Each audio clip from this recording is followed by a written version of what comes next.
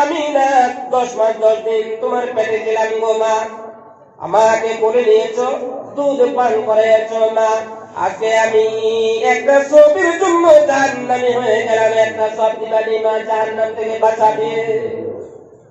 মা বলবে, কে তুমি আমাকে মা বলে দাবি করছো? আমি দুনিয়া গেছি সে কথা আমার ভালো মতো মনে আসতেছে না, আর তুমি যে আমার ছেলে সেই কথা আমার মনে পড়ে না, আর তুমি যে একটা সবের জন্য আটকে পড়েছো, আমিও তো সবের জন্য আটকে পড়েছি, না দেওয়া সম্ভব না, আমি তোমাকে সব দিতে পারবো না। বন্ধুরা আমার, ওই লোকটা বলবে, যেখানে বাবার কাছে গেলাম মার কাছে গেলাম একটা সব দিল না, কিয়ামতের ময়দানে কোন মানুষ আমাকে একটা সব দিবে না, এই পুরা মুখটা আর দেখাবো না, এক্ষুনি গিয়ে দৌড় দিয়ে আমি জাহান্নামের মধ্যে পৌঁছে যাব। এইটা মনে মনে ভেবে জাহান্নামের দিকে যাবে। যাইতে যাইতে যখন জাহান্নামের পাশাপাশি চলে যাবে, পিছন থেকে একটা লোকে ডাক দিবে, চোখে পানি, কেঁদে কেঁদে জাহান্নামের দিকে যাবে। পিছন থেকে একটা লোকে ডাক দিবে, ডাক দিয়ে বলবে, বন্ধু কি হয়েছে তোমার, কান্দ কেন? দাঁড়াবে না, আবার ডাক দিবে, বন্ধু রে একটা কথা বলে যাও, তুমি কেন কাঁদো? 2 বার 3 বার ডাকার পরে লোকটা ফিরে বলবে, বন্ধু রে এ চোখের পানি মোছার জন্য বাবার কাছে গেলাম, মায়ের কাছে গেলাম, আমার বাবা মা যেখানে আমার চোখের পানি মুছতে পারলো না, কিয়ামতের ময়দানে কেউ পারবে না, এই জন্য আমি দাঁড়াচ্ছি না। কি হয়েছে তোমার বলো? আজ আমি একটা সওয়াবের জন্য জাহান্নামে যাই, একটা সওয়াব কে দিবে? ওই লোকটা যখন বলবে, বন্ধু রে আমি দুনিয়াতে গেলাম, ভালো আমল করে নাই, আমি বেশিরভাগে গুনাহ কাজ করেছি, কিভাবে জানি আমার আমল নামার মধ্যে একটা গুনাহ চলে আসছে, একটা সওয়াব চলে আসছে, একটা সওয়াব দিয়ে বা আমি কি করব?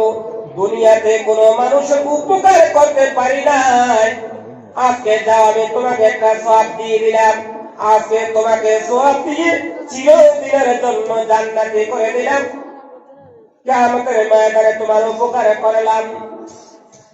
এই তামাশা আল্লাহ দেখবে, দেখার পরে দুইজনকে ডাক দেবে, আল্লাহ বলবে, আজ কঠিন দিন আমার বান্দা হইয়া বান্দাকে যেখানে উপকার করতে পারলা, দয়া করতে পারলা, আমি আল্লাহ দয়াল, আমি আল্লাহ রহমান রহিম, আমি আল্লাহ দয়াল হইয়া কেন আমি আমার বান্দাকে দয়া করতে পারবো না? ইনতালিকু বিআবদাইন ইলাল জান্নাত, যাও রে বান্দা যাও, দুইজনকে মাফ করে দিলাম, দুইজনে জান্নাতে চলে যাও। চিৎকার দিয়ে বলেন সুবহানাল্লাহ। উপসংহার হিসাবে বিসমিল্লাহর মধ্যে পেয়েছি, এই জন্য কথাটা বললাম। ভাই কেন বলছি? এই জন্য কিয়ামতের ময়দানে মানুষ একটা সওয়াব, 2টা সওয়াব, 3টা সওয়াবের জন্য আটকা পড়ে যাবে। যাক, আমি আপনাদের সম্মুখে 2টা হাদিস আর একটা সূরার কিছু অংশ আর একটা সূরার একটু আয়াত তিলাওয়াত করছি। আল্লাহ তাআলা যদি তৌফিক দেন ইনশাআল্লাহ এগুলা থেকে কিছু কথা বলার নিয়ত করেছি। আপনারা যদি দোয়া করেন, আল্লাহ যদি তৌফিক দেয় ইনশাআল্লাহ বলার চেষ্টা করব। দোয়া করবেন ইনশাআল্লাহ। মাশাআল্লাহ। আমি আপনাদের সম্মুখে আল্লাহর হাবিবের অগণিত বেগণিত হাদিস থেকে 2টা হাদিস তেলাওয়াত করেছি। এই যে একটা মাদ্রাসা, এটা কি মাদ্রাসা? কওমি মাদ্রাসা, বেসরকারি মাদ্রাসা। মাদ্রাসা কেন? মাদ্রাসার উদ্দেশ্য কি এবং মাদ্রাসার বৈশিষ্ট্য কি? মাদ্রাসা কেন? তার উত্তর হলো, বনি আদমকে মানুষের মতো মানুষ বানানোর জন্য হলো মাদ্রাসা। উদ্দেশ্য কি? উদ্দেশ্য হলো ইলমে নবুয়ত হাসিল করার পরে আল্লাহর দ্বীনের উপর চলা। এই মাদ্রাসা যতদিন থাকবে দ্বীন ততদিন চলবে। এই সমস্ত মাদ্রাসাগুলো যেদিন মিশে যাবে সেই দিন থেকে দ্বীনও মিশে যাবে। আমরা মানুষেরা জানোয়ারের মতো হয়ে যাব, অমানুষ হয়ে যাব। এই জন্য আমি এমন 2টি হাদিস পড়েছি, এই মাদ্রাসাগুলোর সঙ্গে অঙ্গে অঙ্গে যদি জড়িত থাকি, সৎ বুদ্ধি দিয়ে, টাকা দিয়ে, পয়সা দিয়ে, যদি সম্পর্ক রাখি তাহলে আমার আপনার লাভ কি হবে? সেই দিকে তাকাইয়া আমি দুইটা হাদিস তেলাওয়াত করছি। আল্লাহ নবী ইরশাদ করেন, কাল কিয়ামতের ময়দানে এক একটা মাওলানার, এক একটা হাফিজের এত বেশি মূল্য হবে, এত বেশি দাম হবে, কাল কিয়ামতের ময়দানে আল্লাহ তাআলা এক একটা আলিমকে, হক্কানি আলিমকে, হক্কানি হাফিজকে কতটুকু অথরিটি দিবে যে এক একটা মাওলানা, এক একটা হাফিজ কম পক্ষে তার খানদান থেকে 10টা লোককে নিয়ে জান্নাতের মধ্যে চলে যাবে। একটু চিৎকার দিয়ে বলেন সুবহানাল্লাহ, সুবহানাল্লাহ। তার প্রমাণ আল্লাহ নবী নিজে বলতেছেন, মান ক্বারাআল কুরআন ফাস্তাগারাহু ফাআহাল্লা হালালাহু ওয়া হাররামা হারামাহু আদখালাহুল্লাহুল জান্নাহ ওয়া শাফাআহু ফি 'আশরাতিন মিন আহলি বাইতি কুল্লুহুম ক্বাদ ওয়াজাবাত লাহুম নার। হাদিস শরীফে আল্লাহর নবী বলে, এক একটা মাওলানা, এক একটা হাফিজ সাহেব কাল কিয়ামতের ময়দানে নিজের বংশ থেকে, নিজের খানদান থেকে বিনা হিসাবে 10টা লোককে নিয়ে জান্নাতের মধ্যে ঢুকে পড়বে। ওই রকম 10টা লোক, যেরকম 10টা লোকের উপর নাকি জাহান্নামের আগুন ওয়াজিব হয়েছে। দর্শক, এই জন্য ভাই প্রত্যেকটা মুসলিম ছেলেকে মেয়েকে কোরআন দিয়ে পেটকে ভর্তি করে দিতে হবে। আমি প্রশ্নের উত্তর দিবেন। কোন মানুষ যদি সকালবেলা ঘুম থেকে উঠে কাঁচা পেঁয়াজ খায়, কাঁচা পেঁয়াজ, এরপরে কুরমা, পোলাও, বিরিয়ানি আরো নিয়ামত খায়, যখন তার ডেকুর আসবে ভিতর থেকে কিসের গ্রান আসবে বলুন তো? কিসের গ্রান আসবে? পেঁয়াজের। দুই একজনে বুঝেছে, অন্যরা বুঝে নাই। সকালবেলা কাঁচা পেঁয়াজ খালি পেটে খাওয়ার পরে এরপরে কুরমা, পোলাও, বিরিয়ানি আরো অনেক নিয়ামত খেলাম, যখন আমি ডেকুর দিব তখন আমার ভিতর থেকে কিসের গ্রান আসবে? পেঁয়াজের গ্রান আসবে। বন্ধুরা আমার, তার মানে হলো প্রত্যেকটা মুসলিম ছেলেকে কচি বয়সে, ছোট বয়সে সকালবেলা কোরআন দিয়ে পেটটাকে ভর্তি করে দাও, কোরআন দিয়ে ভর্তি করে দাও। এরপরে যদি সে ডক্টর হয়, মাস্টার হয়, ইঞ্জিনিয়ার হয়, আরো যা কিছু হয়, দুনিয়ার যত বড় শিক্ষিত হয়, কোন ব্যাপারে যদি কোনো কথাবার্তা হয়, সে কোনদিন কোরআনের বিরুদ্ধে কথা বলবে না বাবা। সে যখন কথা বলবে তার ভিতর থেকে কোরআন শরীফের গ্রান আসবে। চিল্লে বলেন সুবহানাল্লাহ। কোরআনের গ্রান আসবে। আবার অনেক মানুষ পরে কি মুক্তবে ছেলে মেয়ে পাঠায় না, কোরআন শিক্ষা দেয় না, শুধু ডক্টর বানায়, জেনারেল শিক্ষা দেয়। এইভাবে অনেক ছেলে মেয়ে জেনারেল শিখে শিখে কোরআনের বিরুদ্ধে মন্তব্য করা শুরু করে দেয়। করে না ভাই? করে না? অনেকে করে। অনেক মেয়েরা বলতে আমি শুনেছি যে পর্দা করাটা, আল্লাহ যে পর্দার ব্যাপারে বলেছে বলাটা ঠিক হয় না। আমি শুনেছি, আমার সঙ্গে তর্ক হয়েছে। ওই তার মানে কি? তার মানে তার মা বাবা ছোটকালে তাকে কোরআন শিক্ষা দেয় নাই, কোরআন শিক্ষা দেয় নাই, তাকে শিক্ষা দিয়েছে ইংরেজি, বাংলা, আর অন্য কিছু যা আছে, বিজ্ঞান, এই সে শিক্ষা দিয়েছে, কোরআনটা শিক্ষা দেয় নাই। যদি সত্যকারে কোরআন শিক্ষা দিত কোনদিন তার মুখে দিয়ে বক্তব্য আসতো না। এই জন্য বলা হয় এক একটা মাওলানা, এক একটা হাফিজ কাল কিয়ামতের ময়দানে নিজের বংশ থেকে 10টা লোককে নিয়ে জান্নাতে চলে যাবে। আল্লাহ বলবেন, হাফিজ, হাফিজ রে, যাও, আজকে তোমাকে জান্নাত দিলাম, জান্নাতে চলে যাও। ও মাওলানা, মাওলানা, তুমি আজকে জান্নাতে চলে যাও। মাওলানাকে, হাফিজ সাহেবকে হুকুম দেওয়া হবে, মাওলানা থমকে দাঁড়াবে, হাফিজ সাহেব তো থমকে দাঁড়াবে। তার মনে পড়বে আল্লাহ নবী 10 জনের কথা বলছে, যাবে না একা। ওই হাফিজ মাওলানা দাঁড়ায় আল্লাহর কাছে ফরিয়াদ করবে, মাবুদ, তোমার নবী বলেছি এক একটা মাওলানা, এক একটা হাফিজ নাকি 10 জন লোককে জান্নাতে নিতে পারবে। বলে, হ্যাঁ, তুমি কাকে নিতে চাও? হাফিজ বলবে, বাবু গো, আমার বাবা কোথায়? আমার বাবা কই? আল্লাহ বলে, যাও, তোমার বাবাকে দিলাম। হাবিব বলবে বাবু আমার মা কোথায়? আল্লাহ বলবে যা তোমার মাকে দিলাম। আমার দাদা কই? আল্লাহ বলবে যা তোমার দাদাকে দিলাম। মা দাদি কই? আল্লাহ বলবে যা রে মাওলানা যাও তোমার দাদিকে দিলাম। কজন হলো? কজন? গল্প বলছি না, হাদিস থেকে বলছি। অনেকে তো মনে করে মাদ্রাসা ছাত্রদেরকে দেওয়া খাওয়ানো মনে হয় বেকার, আলিম ওলামাকে দেওয়া বেকার। না, কত উন্নত কাজ। এই দিকে মৌলানার চেহারার দিকে তাকাইয়া থাকলে আল্লাহ সগীরা গুনাহ মাফ করে দেয়। জোরে বলেন সুবহানাল্লাহ। একজন চেয়ারম্যানের চেহারাতে তাকাইলে, চেয়ারম্যানের চেহারার দিকে তাকাইলে গুনাহ মাফ হয় না? হুজুর প্রশ্ন করতে পারো, মৌলানা মানুষ, চেয়ারম্যানও মানুষ, চেয়ারম্যানের চেহারার দিকে তাকাইলে গুনাহ মাফ হয় না, কিন্তু আলিম উলামার চেহারার দিকে তাকাইয়া থাকলে আল্লাহ সগীরা গুনাহ মাফ করে দেয়। তার কারণ কি?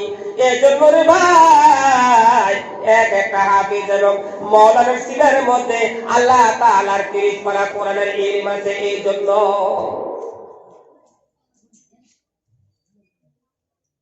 বন্ধুরা আমার, ওই হাফিজ সাহেব কাল কিয়ামতের ময়দানে দাঁড়ায়া দাঁড়ায়া সিরিয়ালে বলতে থাকবে, আল্লাহ গো 4 জন পেয়েছি, আমার নানা নানা আমার নানি কই? আল্লাহ বলবে যাও দিলাম 6 জন। শ্বশুর কোথায়? আমার শাশুড়ি কোথায়? এক একটা আলিমের, এক একটা হাফিজের শ্বশুর জান্নাতি, শাশুড়ি জান্নাতি। চিৎকার দিয়ে বলে সুবহানাল্লাহ। নারে তাকবীর, নারে তাকবীর। কিয়ামতের ময়দানে অবস্থা দেখার পরে মানুষ আফসোস করবে আর বলবে, হায় রে, যদি জানতাম দুনিয়াতে থাকতে ভিক্ষা করে হলেও একটা ছেলেকে হাফিজ বানাতাম, একটা ছেলেকে মৌলানা বানাতাম। সেদিন আফসোস করবে অনেক লোকে, কিন্তু কাজে আসবে না। ভাইরা আমার, অনেক মানুষ হাফিজ সাহেবের কাছে মেয়েকে বিবাহ দিতে চায় না, মৌলানার কাছে মেয়েকে বিবাহ দিতে চায় না। ঠিক কিনা বলুন? মৌলানার বেতন কম, হাফিজ সাহেবের বেতন কম। সারা পৃথিবীতে আপনি খুঁজান, সবচেয়ে বেতন কম হলো আলিম ওলামা। 3000, 4000, 5000, একবারে সরস যদি বেতন হয় 7, 8। এমন না ভাই? সবচেয়ে বেতন কম কার পৃথিবীতে? ওলামায়ে কেরামের। অ্যাকচুয়ালি আলিম ওলামাকে বেতন দেওয়া গুনাহ। অনেক মানুষ আছে ইমাম সাহেবের পেছনে নামাজ পড়ে 1 বছর বেতন দেয় না। আমি কার পিছনে নামাজ পড়লাম? ফ্রি নামাজ তো হবে আমার, বেতনটা দেয় না। হাদিস শরীফে আল্লাহ নবী বলে, তোমার বাড়িতে কেউ যখন পরিশ্রম করার পরে যে ঘাম বের হয়, ঘাম, এই ঘাম শুকানোর আগে আগে তার পরিশ্রমের শ্রমটা দিয়ে দাও। একবার হযরতে ওমর রাদিয়াল্লাহু তাআলা আনহুর দরবারে যখন উনি খলিফাতুল মুসলিমিন ছিলেন, ওমর, বাবারে বাবা, ওমর, যে ওমরের নাম শয়তানে শুনলে অনেক দূর দিয়ে যায়। সেই ওমর খলিফাতুল মুসলিমিন, ওনার দরবারে এক মালিক গেছে, মালিক তার কর্মচারীর বিরুদ্ধে বিচার নিয়ে। হুজুর, এই ছেলেটা আমার দোকানের কর্মচারী ছিল, হঠাৎ করে কয়েকদিন আগে আমার দোকানের ক্যাশ বাক্স থেকে টাকা চুরি করে পালিয়ে চলে গেল। বহু কষ্ট করে পরে আমি আপনার দরবার নিয়ে আসছি। হুজুর গো, ইসলামের নিয়মে, কোরআনের নিয়মে চুরি করলে হাত কেটে দেওয়া হলো বিধান। নবী উমর গো, আপনার দরবারে নিয়ে আসছি, তার হাতটা কেটে দেন। ওই ছেলে ভয়ে কাঁদছে, এক করে তার হাত কেটে দেওয়া হবে। উমর বলে, ছেলে তুমি কেটে কোনো লাভ নাই, আসল ঘটনা কি বলো? ওই ছেলেটা বলে, হুজুর, আমি ওনার দোকানের কর্মচারী, আজকে 5 মাস পর্যন্ত আমি চাকরি করি। আমার বাড়িতে বিবি অসুস্থ, আমার ছেলে ভালো মতো খাবার পায় না। আমি উনার কাছে বেতন চাই, উনি আমাকে বেতন দেয় না, আমি যাইতে পারি না। পরিশেষে আমি অপারগ হইয়া নৈরাশ হইয়া উনার দেশ বাক্স থেকে গলে গলে আমি 2 মাসের বেতন নিয়ে যাই। তখন হযরত ওমরে বলল, ও মালিক, তুমি যে তোমার কর্মচারীর বিরুদ্ধে বিচার নিয়ে আসছো, তোমার কর্মচারী যে রিপোর্ট দিয়েছে রিপোর্টটা সত্য কিনা? বলে, হ্যাঁ হুজুর সত্য। এবার ওমর বলে, মালিক রে, খবরদার রে মালিক, আজকে প্রথমবার ছেড়ে দিলাম, এভাবে যদি ভবিষ্যতে কোনদিন কর্মচারীর বেতন বাকি রেখে যদি বিচার নিয়ে আসো, কর্মচারীর হাতে কাটা হবে না, তুমি মালিকের হাত কাটা হবে। কারণ 5 মাস পর্যন্ত তুমি তাকে চাকরি করাইয়া তার বেতনটা কেন দিলা না? তুমি একটা মালিক হইয়া তুমি কর্মচারীর উপরে জুলুম করেছো, তার নাম ইসলাম। তুমি জুলুম করেছো, এটা চলবে না জুলুম। এই জন্য বন্ধু আমার, আল্লাহ নবী বলতেছে আলিমের শ্বশুর জান্নাতি। অনেক লোক আছে মেয়েকে দেখলে আলিমের কাছে মেয়ে বিবাহ দিতে চায় না, কিন্তু সে তো জানে না আলিমের শ্বশুর হলে জান্নাতি। বন্ধুরা আমার, 8 জন সিরিয়াল হয়ে গেল। 9 নম্বরে হলো ওই মেয়েগুলো, যে মেয়েগুলোর স্বামী নাকি মৌলানা হাফিজ, অর্থাৎ হাফিজ এবং আলিমের স্ত্রী জান্নাতি, 9 নম্বরের জান্নাতি। অনেক সময় দেখবেন অনেক মেয়েদেরকে যদি কোনো হাফিজ অথবা আলিমের চায় বিবাহ করার জন্য, মেয়ে দেখতে গেছে, দেখার পরে দেখা দিক হয়ে গেল, এরপরে মৌলানা সাহেব চলে আসলো, তার ভাবি জিজ্ঞাসা করলো হচ্ছে কি দেখে গেল, তো পছন্দ হয়েছে? না না না, বাবারে বাবা, লম্বা লম্বা দাড়ি, আমি আমি আমি না, আমি বিবাহ বসবো না, ওই যে লম্বা দাড়ি। আর মৌলানা সাহেবের ঘরে গেলে সে পর্দা করতে হবে, তো আদব কায়দায় চলতে হবে। এই আদব কায়দায় পর্দায় তাকে যে জান্নাতে পৌঁছে দিবে, সেই মেয়ের তো তার বাবা শিক্ষাটা দিল না।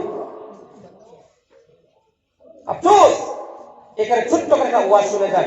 ডক্টর শহীদুল্লাহ একজন জেনারেল শিক্ষিত মানুষ, 6টা ভাষার পণ্ডিত, উনার বুকে এত লম্বা লম্বা দাড়ি।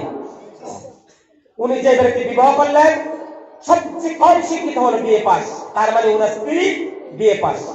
বিয়ে করে বাড়িতে নিয়ে আসলেন, বাসর হবে, বাসর করে বিবিকে দেখতে আছে ডক্টর শহীদুল্লাহর বুকে লম্বা লম্বা দাড়ি, চোখ বড় করে গেছে। ব্যাপার কি এগুলা? কি দাড়ি এগুলা কি? ডক্টর শহীদুল্লাহ বুঝতে পারছে উনি তো পটুয়ান্টি, দিনদারি, মানে দিনদারি নাই, দিন নাই তার ভিতর। যাক, এখন শোয়ার পালা, স্ত্রী শুইতে রাজি না, না আমি এটা জবাব চাই। এগুলা কি? যতদিন জবাব না পাই ততদিন কোনো কথা নেই। ডক্টর শহীদুল্লাহ চিন্তায় পড়ে গেল, কি করি? 3 দিন টাইম দিয়েছে, 1 2 3 বলতে আছে বিবি কবে 3 দিন যাবে তার উত্তর পাবে। 3 দিন যখন চলে গেল, ডক্টর শহীদুল্লাহ স্ত্রী গিয়ে ডক্টর শহীদুল্লাহকে বলে, কি ডক্টর সাহেব, জবাব তো পেলাম না, চলে যাবো নাকি বাবার বাড়িতে? এবার ডক্টর শহীদুল্লাহ জবাব দিচ্ছে, ও যুবক ভাইয়েরা, ও ইমানওয়ালা ভাইয়েরা, শুনে যাও, একজন জেনারেল শিক্ষিত কি জবাব দেয়। বিবি, তুমি আমাকে আমার ঘরে নতুন বধূ হয়ে আসি আমাকে প্রশ্ন করেছে, এগুলা কি? বিবি রে, আমি চিন্তা করতেছি, তুমি সুন্দরী বিবির মন খুশি করবো নাকি আমি আমার নবীর মনকে খুশি করব? যদি আমার নবীর মনকে খুশি করতে যাই, তুমি সুন্দরী বিবিকে হারাবো। আর তুমি সুন্দরী বিবিকে যদি মনটা খুশি করতে চাই, তাহলে আমি আল্লাহ নবীর কলিজা কাটতে হবে। আমি এখন ভাবতেছি আমি কোনটা করব। ভাইরা আমার, ডক্টর শহীদুল্লাহ কোনদিন একটা মেয়ের জন্য নবীর কলিজাকে কাটবে না, নবীর কলিজার মধ্যে আঘাত দিবে না। বিবি বুঝতে পারছে চালাক ছিল তো, একটু বিয়ে পাস মানুষ, চালাক না, বুঝতে পারছে আমার মতো বিবি একটা দুইটা বা 10টাকে তালাকে দিতে রাজি হয়ে যাবে, তবে কোনদিন ডক্টর শহীদুল্লাহ আল্লাহর নবীর কলেজার মধ্যে কষ্ট দিবে না। এটা বুঝতে পেরেছে, বুঝতে পেরে দৌড়াইয়া যায় ডক্টর শহীদুল্লাহর হাতে পায়ে ধরছে, স্বামী স্বামী রে, আমার ভুল হয়ে গেছে, এ বেটারি কাটলে নবীর কলেজা কাটা হয় এটা আমি জানি না, আমার মা বাবা আমাকে কোনোদিন এই শিক্ষা দেয় নাই, এই শিক্ষা কোনোদিন পাই নাই, বিবির আমি ভুল করে দিয়েছি, মেহরবানি করে আমাকে আপনি মাফ করে দেন, কথা দিলাম যতদিন আপনার ঘরের বিবি হইয়া থাকবো আর কোনোদিন এ দাড়ির ব্যাপারে প্রশ্ন করবো না, চিল্লে বলেন সুবহানাল্লাহ। আরে কর্নেল, সরকারি উচ্চ পদের চাকরিওয়ালা কর্নেল, বত্রিশ মানুষ, সে বিয়ে করেছে একটা আল্লাহর অলির বাড়িতে, অলির মেয়েকে বিয়ে করে নিয়ে আসছে, তার স্ত্রীকে তার বন্ধু বান্ধব দেখতে আসবে, সে করছে কি বাড়িতে আসিয়া এইভাবে কোর কেচে নিয়ে দাড়ি কাটা স্টার্ট করছে, বিবি দেখছে দাঁড়ানো ফাঁক দিয়ে, দেখে বলতে হো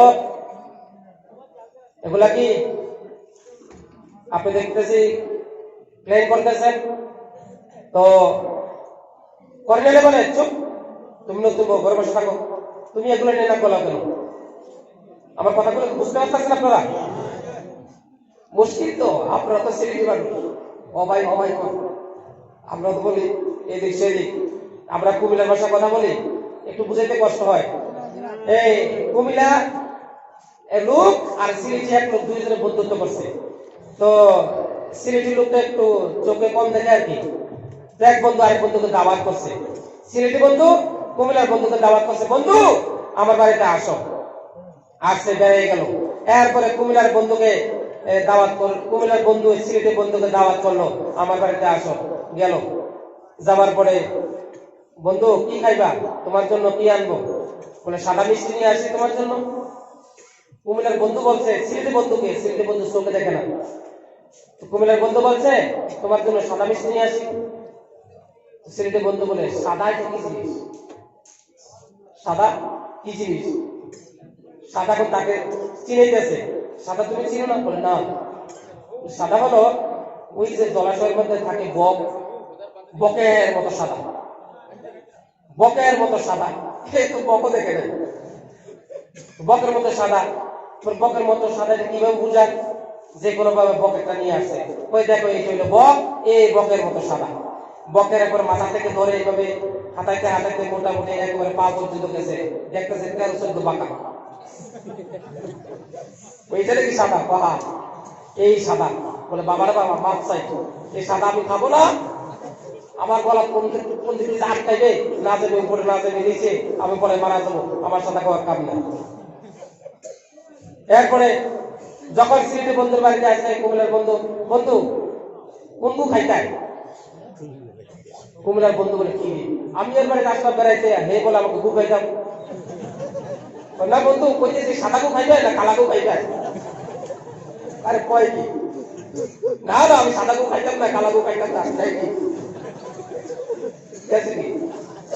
তো ভাষার ডাইভার্সিটি এটা একটু পার্থক্য থাকে ভাই, অ্যাকচুয়ালি এক জায়গার লোক আরেক জায়গার মানুষকে বুঝে দেখতে অনেক কষ্ট হয়, কিন্তু যারা শুনে তারা একটু বুঝে নিতে হয়, আমার কথাগুলো কি বোঝা যায়, বোঝা গেলে ভালো, না বুঝলে আরো ভালো।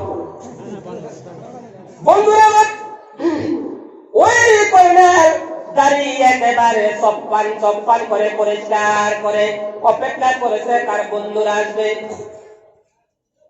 বিবি করছে কি জানেন, পেছন দিক দিয়ে বেরিয়ে গেছে ঘরে গিয়ে একটা মেয়েকে ডাক দিয়েছে, আসো সাবান আনো তো আর একটা ব্লেড আনো, সাবান ব্লেড আনিয়া মাথার মধ্যে দিয়ে বললাম মাথাটা কামাই দো তো, একটা নতুন বউ মাথা কামাই দিচ্ছে, মাথা কামাইয়া সুন্দর করে লাম্পা ঘুমটা দিয়ে পালঙ্কে বসে আছে, বন্ধুরা আসছে দেখছে কাপড় উঠাইতে চায়, উঠাইতে দেয় না, যাক রাত্রে শুনতে গেছে, তো তার যে অফিস স্টাফ করিডোরের অফিস স্টাফরা কিন্তু ওই দিন আসে নাই, ঠুনকাটানকা বন্ধুরা আসছে, যখন নাকি রাত্রে শুনতে গেছে, এরপরে যখন মাথা কাপড় পড়ে গেছে ধার ধার লাগতে আছে, কি রে তোমার মাথা কি করাত নাকি কি হয়েছে দাঁত লাগাইছে লাইট দাও লাইট দেখে লাইট দিছে দেখে ডাবল দেখা যায় পুরা চালতে রয়ে গেছে মাথা কামাইছে তো কামাইছে আর তেল দিয়ে দিছে এবার মাথা কামানোর পর যদি তেল দিয়ে দেয় লাইট আপনার চেহারা পুরো দেখা যাবে ঠিক না আরে বিবি তুমি কি করলা আমার স্টাফ অফিসার এখন আসে নাই তোমাকে দেখতে আসবে আমি বিয়ে করছি তুমি কি করলা বিবি বলে চুপ সাবধান তোমার গাড়িটা তো তোমার অধিকার আমি চুল কামাইছি আমার অধিকার কেন জানেন সৎসঙ্গ স্বর্গবাস অসৎসঙ্গ সর্বনাশ কর্নেল বদ্দিন লোক সে বিয়ে করেছে আল্লাহর ওলির মেয়ে কিভাবে শিক্ষা দিচ্ছে দেখেন এবার কর্নেল করলো কি বিবিরে তা হাত দিছি বিবি বুঝেছি বিবিকে তুমি আমাকে এভাবে নরমেলে বললে আমাকে মানাইতে পারবে না এই জন্য তুমি তোমার মাথা কামাইয়া তোমার অধিকার আদায় করলা রে বিবি ও বিবি বুঝতে পেরেছি কথা দিলাম রে বিবি তুমি আমার ঘরে যতদিন স্ত্রী হয়ে থাকবা কথা দিলাম আমি কোনোদিন মুখের দাড়ি আর কাটবো না কেন আল্লাহ রাব্বুল আলামিন পুরুষের চেহারাকে সুন্দর করেছেন লম্বা লম্বা দাড়ি দিয়ে আর মহিলার চেহারাকে সুন্দর করেছেন লম্বা লম্বা চুল দিয়ে ঠিক না ভাই যারা দাড়ি রাখেন নাই মনে কষ্ট নেবেন না প্লিজ যারা দাড়ি কেটে 24 ঘন্টায় হারামের গুনার মধ্যে লিপ্ত এই অবস্থা যদি মারা যায় হাজার আমল থাকলেও আল্লাহর নবী কুদরতিভাবে যখন আপনার কবরে আসবে আপনার চেহারাটা দেখার সাথে সাথে নবীজির চেহারাকে দেখতে ফেলবেন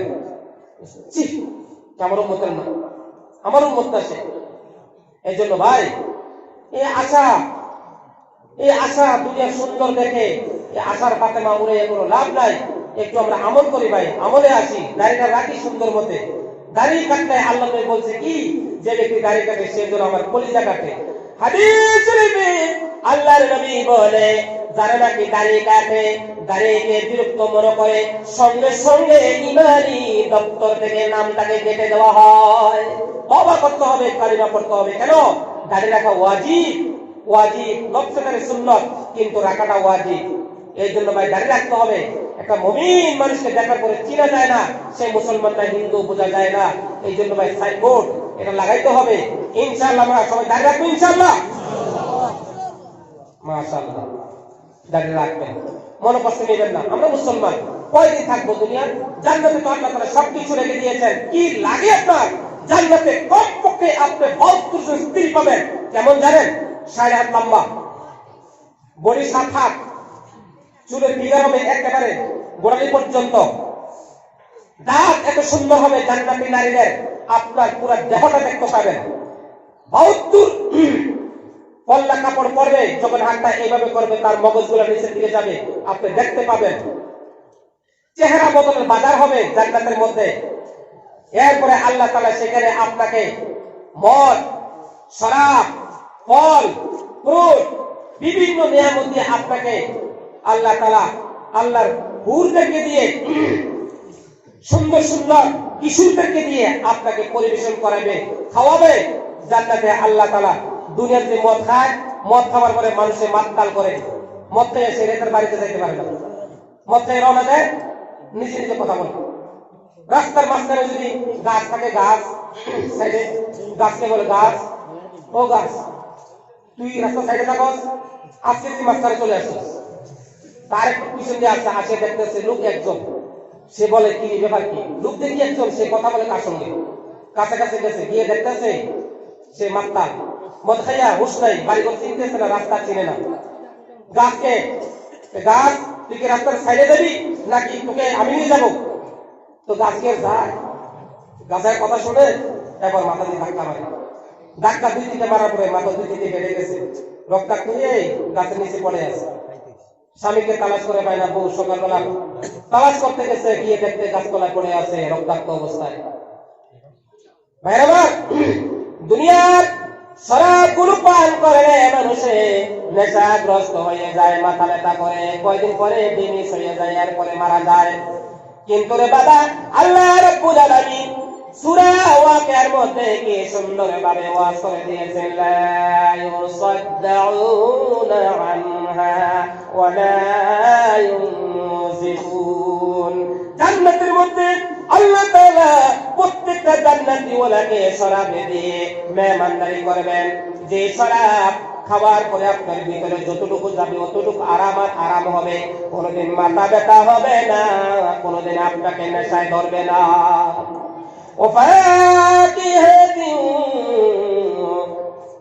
এইভাবে এইভাবে বলি বন্ধুরা আমার, আল্লাহ তাআলা হাজার হাজার রকমের ফল ফ্রুট দিয়ে আপনাকে জান্নাতের মধ্যে মেহমানদারি করবে। এইভাবে আল্লাহ তাআলা ডাগর ডাগর চৌকাওয়ালা, বড় বড় চৌকাওয়ালা, সুন্দরী সুন্দরী হুর দিয়ে আল্লাহ তাআলা আপনাকে খুশি করবে। আরে আল্লাহ তাআলা আপনাকে এত সুন্দর খাবার দিবে, আপনার মাথার উপরে দিয়ে যদি কোনো পাখি উড়ে যায়, আপনি যেটা দেখবেন, দেখার পরে যেটা খাবার ইচ্ছা হবে, একেবারে বাজি গুনাহ হইয়া আপনার সামনে চলে আসবে, আপনি খাবেন। জান্নাতে পেশাব করে লাগবে না, পায়খানা করে লাগবে না, খাওয়ার পরে একবারে খাইতে খাইতে আপনি গলা পর্যন্ত খাবেন, একটা ডেকুরু দিবেন, সবগুলা হজম হয়ে যাবে, আপনার সেখানে পেশাব পায়খানা জরুরত নাই, করা লাগবে না। আর আপনাকে আল্লাহ তাআলা এত সুন্দর সুন্দর থাকার জন্য বলি দেবে, অপরুষিম মারফুআ, উঁচু উঁচু গদি দিতে থাকার জন্য আপনি যখন শুইবেন একেবারে নিচের দিকে চলে আসবে, বাম করবে, বাম। কত আরামের গদি, যেটা নাকি আল্লাহ তাআলা কুদরতি হাতে জান্নাতি ওয়ালার জন্য বানিয়েছেন। বন্ধুরা আমার, ওই জান্নাতি নারীদের দাঁতের আলো যদি পৃথিবীর দিকে একবার পড়ে, সারা পৃথিবীটা একেবারে আলো আলো হয়ে যাবে। ও ভাই, দুনিয়ার অল্প কয়েকদিনের সুন্দরী পিছনে পরে যদি আপনি দিন থেকে দূরে চলে যান, শাস্তি তো আপনিই পাবেন। অনেক মানুষ আছে কি করে জানেন, রাস্তা দিয়ে বাইর হয়, সুন্দর একটা মেয়ে দেখলে এইভাবে হা করে তাকিয়ে থাকে, চোখের পলকও ছাড়ে না। হ্যাঁ, পিছন দিয়ে আসে বলে, কি মাস্টার বাবু কি করছেন? বলে, মাটিটা সর। আমি দেখি, বলে কি দেখেন আপনি? দেখতে আছি। ড্রাইভার গাড়ি চালায়, হঠাৎ করে দেখতেছে একটা ইউনিভার্সিটির ছাত্রী যাইতেছে, একটু সুন্দর গাড়ি চালায় দিকে, আর এই বড় বড় চোখ করে তাকিয়ে আছে। পিছন দিয়ে প্যাসেঞ্জারে বলে, কি ড্রাইভার সাহেব, গাড়িতে চলে যাচ্ছে গাতায়। বলে, চলে যাক, গাতা মারাই তো চাওয়া বন্ধ করবো না। সাধারণ দুনিয়ার একটা নাপাক দিয়ে আল্লাহ তাআলা তৈরি করছেন। কাইফা তাকফুরুনা বিল্লাহি ওয়া কুনতুম আমওয়াতান ফাআহইয়াকুম সুম্মা ইউমীতুকুম সুম্মা ইউহয়ীকুম সুম্মা ইলাইহি তুরজাউন। কিভাবে তোমরা আল্লাহকে অস্বীকার করো? তোমরা ছিলে মৃত্যু থেকে তোমাদেরকে জীবিত করা হয়েছে, এরপর আবারও তোমাদেরকে আল্লাহ তাআলা মৃত্যুবরণ করাবে, মৃত্যু থেকে আবারও জিন্দা করবে, জিন্দা করে তোমাদেরকে হাসরের ময়দানে নেবে হিসাব নেওয়ার জন্য। এখানে দুইবার শব্দ হয়েছে মৃত, দুইবার আছে জীবিত। প্রথম যে মৃত শব্দ আসছে এটা হলো আপনার আমার একেবারে অস্তিত্ব ছিল না, একেবারে কোনো অস্তিত্ব ছিল না। অর্ধেক ছিলাম নানা বাড়ি, অর্ধেক ছিলাম দাদার বাড়ি, দাদা থেকে নানা থেকে আমার মা বাবা দুইজনকে হালাল করা হয়েছে। দুইজনের নাপাক থেকে আল্লাহ তাআলা আমাকে অস্তিত্বহীন থেকে অস্তিত্বের মধ্যে এনে দিয়েছে, এক ফোঁটা নাপাক থেকে। আমি কি নিয়ে গর্ব করি, কি নিয়ে আমি গৌরব করি, অহংকার করি? আমি তো একটা নাপাক ফোঁটা থেকে তৈরি হয়েছি, আল্লাহ তাআলা তৈরি করেছে। এরপরে 60 বছর 70 বছর হায়াত দিবে, 40 বছর হায়াত দিবে, এরপরে মৌত হবে, আবার মৌতের পরে জিন্দা হবে, জিন্দা হওয়ার পরে হাসরের ময়দানে আপনাকে আমাকে নিয়ে যাবে, সেইখানে আপনার আমার হায়াতের হিসাব আল্লাহ তাআলা দিবে। এই জন্য বাবা বলছি, একটু আমরা সাবধান হই, দাড়িটা রাখি। এক বাবা 3 ছেলে ছিল, 3 ছেলে থেকে বড় ছেলে বাবাকে বলছে, বাবা আমি বিবাহ করবো, তো মেয়ে দেখছো নাকি? বলে, হ্যাঁ মেয়ে দেখছি। এখন তো ছেলেরা আগে মেয়েদের চিন্তা করে রাখে, বাবার দেখা লাগে না, ঠিক না? মাও দেখা লাগে না। বাবাকে বলে, বাবা আমি মেয়ে দেখে চিন্তা করে রাখছি। বলে, তাহলে তোমার বাড়িতে বলো না যে তোমার বউ যে হবে তাকে দেখে আসতে। এরপরে মেজো ভাইকে পাঠাইলো বউ দেখার জন্য। সুন্দর মেয়েটা, মেয়ে দেখে বাড়িতে আসে বলে বাবা এই মেয়েটা আমি বিবাহ করবো, আমার ভাইকে না। বাবা চুপচাপ। ছোট ভাই কি করতেছে, আমার ছোট ছেলে কোথায় রে? বলে তো আছি, যাও তো তোমার বড় ভাই বিয়ে করবো, মেয়েটাকে দেখে আসো। ছোট ভাই গেছে, ছোট ভাই দেখে আসে, বাবাকে বলতেছে বাবা মেয়েটা আমি বিবাহ করবো। এরপরে বাবা বলতেছে ঠিক আছে তোমরা দেখছো, আমি একটু দেখে আসি। বাবা গেছে দেখতে, বাবা দেখতে গিয়ে বাড়িতে আসে, ছেলেদেরকে ডাকাইছে, ডাকাই বলে ছেলেরা শোনো তোমাদের বয়স কম, তোমরা আরো হায়াত পাইবা, আরো বিবাহ করতে পারবা, 3-4টা করে আমি বুড়া বাড়ির পরে যাবো, এটা আমি বিয়ে করবো, এটা আমি করবো বিয়া। বড় ছেলে বাবাকে পাগল হয়ে গেল নাকি? সুন্দরের পিছনে মানুষ কত পাগল। বাবা পর্যন্ত গেছে না। এখানে একটা মাসলা বলি ভাই, আমরা যে মেয়ে দেখতে যাই, কোন পুরুষের জন্য হালাল নয় মেয়ে দেখা। যেই ছেলে বিবাহ করবে একমাত্র সেই ছেলেই মেয়ে দেখবে, শুধু বিবাহের নিয়তে তার জন্য হালাল দেখাটা। মেয়েও দেখবে ছেলে, ছেলেও মেয়ে দেখবে। মেয়েদেরকে ফুল অথরিটি দিয়েছে ইসলাম। বিবাহের আগে তুমি যে ছেলের কাছে বিবাহ বসবে, এই ছেলেকে ফুল তুমি দেখে নাও, অথরিটি দিয়েছে ইসলাম, অধিকার দিয়েছে। ছেলেও দেখবে, কিন্তু ছেলের পক্ষের কোন পুরুষ, এমনকি বাবা, এমনকি ভাই, কারোর জন্য ইজাজত নেই মেয়েকে গিয়ে দেখার। কারণ এই ছেলের সঙ্গে মেয়ের বিবাহ হইতে পারে, নাও হইতে পারে। মাসলা বুঝাইছে? আমরা করি কি, ভাইকে বিবাহ করাবো, বন্ধু, ভাইয়ের বন্ধু, ছোট ভাই, বড় ভাই, এভাবে চাচা, জ্যাঠা, মামা, গ্রামের আরো কিছু সর্দার, মাতাব্বর নিয়ে বাস মেয়ে দেখতে যায়। হ্যাঁ, কি পাগল না? এটা কেন করে? এটা ভাই বিরাট গুনাহ। যারা গিয়েছেন ক্ষমা করবেন, আর কোনোদিন যাবেন না। তো যাক, বাবা পর্যন্ত গেল। এরপরে বলে এই মেম্বার সাহেবের কাছে গেছে, তো দেখছেন আমি বিবাহ করতে চেয়েছি, এখন ভাইয়া করে করবো, বাবাও বলে মেয়ে বিয়ে করবো, আমি কোনটা করবো? পরে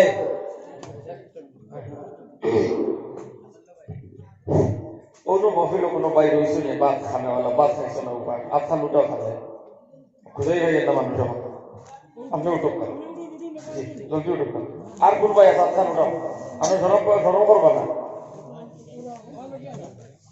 আর কোন ভাই রয়েছে যারা ভাত খান নাই তারা ওয়াল থাকবে, জি ওয়াল ভাই রয়েছে, যদি আপনার লুটাও থাকলে তখন খাওয়া হয়ে গেছিল লাইনে আর খাও। ঠিক আছে। আলহামদুলিল্লাহ, আপনারা বয়ান শোনেন, কিছু সময় ভিতরে বাংলাদেশ হিসাবে আইবা, তাই কিছু সময় বয়ান করবা, এর ভিতরে ফরিদুল আই দিবা, ফরিদুল আমার মাঝে বারাতস্কি হইব, শেষ তো হইব। আপনারা ধৈর্য সহকারে আর চার ব্যবস্থা করে দেন, চা দেখবো, আপনারা চা বিস্কুট ফাটাই দেখবো। মাশাআল্লাহ, কত মহব্বত আপনাদেরকে, বারবার খবর দিতেছে। এটাই ভাই মহব্বতের পরিচয়। কতবার খবর নিতেছে। আপনার যদি থাকে কেউ খানা থেকে ছুটে যায়, রাগ করবেন না, মনে করবেন যে আপনার তকদিরে নেই, কিসমতে নেই, কিসমতে নেই। আলিম হইয়া কতবার খোঁজ নিতেছে, এটাই নিয়ম। মাশাআল্লাহ। তো ভাই মেম্বার সাহেব বলতেছে ঠিক আছে তোমরা থাকো, আমি একটু দেখে আসি মেয়েটাকে। মেয়েকে মেম্বার সাহেব দেখতে গেছে। এবার মেম্বার সাহেব আসে বলতে আছে, এই বাপ বেটা এদিকে আসো। না মেয়েটা তোমরা বিয়ে করো না, আমি মেম্বার, আমি তো দামি মানুষ, আমি এটা বিয়ে করবো। প্রধান সাহেবের কাছে গেছে বিচার দেখছেন প্রধান সাহেব, তো ঠিক আছে তাহলে তোমরা বসো, আমি একটু দেখে আসি। এখন প্রধান সাহেব দেখতে গেছে, প্রধানও গিয়ে প্রধানের পছন্দ হয়ে গেছে। মেম্বারকে বলে এই মেম্বার তুমি আমার জুনিয়র, আমি সিনিয়র, এই মেয়ে আমি বিবাহ করবো। এরপরে চলে গেছে একেবারে বিচার কোর্টে। কোর্টে কেস করা হয়েছে। বলে ব্যাপার কি? বলে স্যার ম্যাজিস্ট্রেট সাহেব, মেয়ে হলো একটা, আর বিয়ে করার ক্যান্ডিডেট 6-7 জন, এমনকি মেম্বার, প্রধান সবাই বিয়ে করতে চায়। তাই নাকি? বলে হ্যাঁ। একটা কাজ করো, মেয়েটাকে সুন্দর একটা শাড়ি পরাইয়া, সুন্দর করে সাজগোজ করে একটা ময়দান নিয়ে ছেড়ে দাও, আর বলো দৌড় দিতে। আর যারা তারা বিবাহ করবে তাদেরকে বল পিছন দিয়ে দৌড়াইয়া তার দৌড় দেয়, সবাই রেখে যে দৌড়তে পারবে সেই বিয়ে করবে। বন্ধুরা ম্যাজিস্ট্রেট হুকুম করে দিল, মেয়েটাকে সুন্দর শাড়ি পরাইয়া ময়দানে নিয়ে ছেড়ে দিল, আর তারা পিছন দিয়ে দৌড়াচ্ছে। ওই যে মেয়ে দৌড়াচ্ছে, এটা হলো দুনিয়া।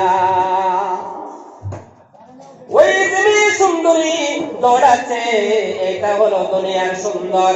আর পিছন দিয়ে ওই যে মেম্বার চেয়ারম্যান বাপ বেটা দৌড়াচ্ছে, এগুলো হইলাম আমরা। দুনিয়ার সৌন্দর্যের পিছনে দৌড়াইতে দৌড়াইতে নিজের জীবনটাকে বরবাদ করে দিলাম, নিজের জীবনটাকে নষ্ট করে দিলাম। এখনো সময় আছে, আল্লাহ নবীর নাম নাও, আল্লাহ নবীর নাম। এখনো সময় আছে, আল্লাহ নবীর নাম নাও, আল্লাহ নবীর নাম। উদাহরণটা বুঝতে পারলাম? যদিও হাসার জিনিস ছিল, কিন্তু বিরাট বড় একটা জিনিস। এই যে মেয়েটা ধরেছে, তার মানে সুন্দর, এইটা একটা সুন্দর, চোখে দেখা যায়, ধরা যায় না। এই জগ একটা সুন্দর, চোখে দেখা যায়, ধরা যায় না। এইভাবে দুনিয়াতে কত সুন্দর সুন্দর জিনিস আছে, দেখা যায়, ধরা যায় না। এই সুন্দরের পিছনে আমরা দৌড়াইতে দৌড়াইতে নিজের জীবনকে বরবাদ করে দিলাম। বন্ধুরা আমার, আমি বলতেছিলাম, এক একটা মৌলানা কাল কিয়ামতের ময়দানে বিনা হিসাবে 10টা লোককে নিয়ে জান্নাতে চলে যাবে। মা, বাবা, দাদা, দাদি, নানা, নানি, আলিমের শ্বশুর শাশুড়ি। 9 নম্বরে হলো ওই সমস্ত মেয়েগুলো, যে সমস্ত মেয়ে নাকি আলিম হাফিজের স্ত্রী হবে, আলিমের স্ত্রী হবে। 9 নম্বরে। 10 নম্বর ওই সমস্ত লোক, যে সমস্ত লোকে আলিম উলামাকে সম্মান করেছে, আলিম উলামাকে মহব্বত করেছে, আলিম উলামাকে ইজ্জত করেছে, আলিমকে দেখলে সালাম দিয়েছে, আলিমকে দেখলে সালাম দিয়েছে, আলিমকে ইজ্জত করেছে। 10 নম্বরে অনেক সংখ্যা বেড়ে যাবে, লোককে নিয়ে জান্নাতের মধ্যে চলে যাবে। এই জন্য বলা হয়, কাল কিয়ামতের ময়দানে আল্লাহ তাআলা বান্দাগুলোকে জান্নাতে দেওয়ার জন্য বহু বাহানা তালাশ করবে। বাহানা বুঝেন? বাহানা তালাশ করবে বান্দাগুলোকে জান্নাতে দেওয়ার জন্য। লাস্ট যে বাহানা তালাশ করবে, এটা কি জানেন? আল্লাহ তাআলা ডাক দিয়া বলবে, বান্দারে, বলবে বলবে বল, কোনদিন কোন মওলানার সঙ্গে মুসাফা করছিস কিনা বল। হ্যাঁ আল্লাহ করেছি, যাও মাফ করে দিলাম, জান্নাতে চলে যাও। আরেক বান্দাকে ডাক দিয়া বলবে, বলবে বান্দা বল, কোনদিন কোন মওলানার সঙ্গে বসে ভাত খাইছুনি? বলে হ্যাঁ খেয়েছি, যাও মাফ করে দিলাম। তোমার নাম কি? আমার নাম আহমদ আলী। আল্লাহ দেখবে কোন বড় আলিমের নাম আহমদ আলী আছে কিনা? হ্যাঁ আছে। আছে না? বাসকান্দি সাহেব রহমতুল্লাহ আলাইহি, আল্লাহ তুমি ওনার কবরটাকে নূর দিয়ে ভর্তি করে দাও, ওনার কবরটাকে জান্নাতের ঘর বানিয়ে দাও। সকল বলেন আমিন। আমিন। কোন মানুষের নাম যদি কোনো বড় আলিমের নামের সঙ্গে মিলে যায়, তাকে খাতির করে আল্লাহ তাআলা জান্নাত দিয়ে দিবে। বন্ধুরা আমার, আরেক বান্দাকে ডাক দেয়া বলবে, বলবে বলতে বল, কোনদিন কোন আলিমকে এক লোটা ওযুর পানি দিছিস? বল, ওয়াহ আল্লাহ দিয়েছিলাম, যাও তোমাকে এই খাতিরে আমি আল্লাহ তাআলা মাফ করে দিলাম। এই জন্য আলিমের সঙ্গে সম্পর্ক রাখবেন, আলিমের সঙ্গে মহব্বত রাখবেন। নিজের একটা ছেলেকে মাদ্রাসায় পড়াবেন, নিজের একটা ছেলেকে আলিম বানাবেন। আপনার আলিম ছেলে আপনাকে জানাজা দিয়ে মাটি দিবে, আপনি কবরে শান্তিতে ঘুমাবেন। অনেক ছেলে আছে দুনিয়া থেকে গিয়েছে, ডিস্কো গান শুনে, শুধু ডিস্কো গান, ডিস্কো গান বুঝেন? হ্যাঁ, পুরো দেহ নাচতে ইচ্ছা হবে এমন গান। দুপুর দাপুর দুপুর দাপুর শুধু আওয়াজ এটাই শোনা যায়। কি নাম দেয়? ডিজে, আরো কি ধরে নামছে আর কি। এগুলো তো অ্যাকচুয়ালি মাঝে মধ্যে আমাদের কানে আসে, যে বাজায়, যে পিকনিকে যায়, হ্যাঁ, আরো সফরে যায়, ভ্রমণে যায়, এই যুবক যুবতীরা, বাহ। আর মা বাবা হাততালি দেয়, দেখছো আমার মেয়ে পিকনিকে যায়, আমার মেয়ে, বাহ, কি অহংকারী করে। হাদিস শরীফে আল্লাহ নবী বলে, এক একটা মেয়ের কারণে কাল কিয়ামতের ময়দানে 4 জন পুরুষ জাহান্নামী হয়ে যাবে।